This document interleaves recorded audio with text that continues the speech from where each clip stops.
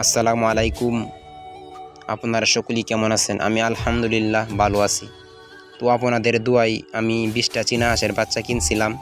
তো আজকে আমার এই চীনা হাঁসের বাচ্চাগুলাকে আমাদের বাড়ির সামনে পুকুরের মধ্যে এনে ছেড়ে দিলাম। তো দেখতে পাচ্ছেন বাচ্চাগুলো অনেক সুন্দর করে গোসল করতেছে।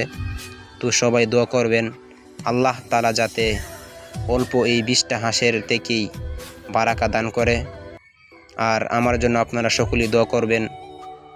তো আমার প্রিয় ভাইয়েরা, আমার হাঁসগুলা অনেক সুন্দর করে আজকে গোসল করতেছে। এবারের মতন প্রথম এনে ছাড়লাম আমার হাঁসগুলাকে পুকুরের মধ্যে। তো সবাই দোয়া করবেন।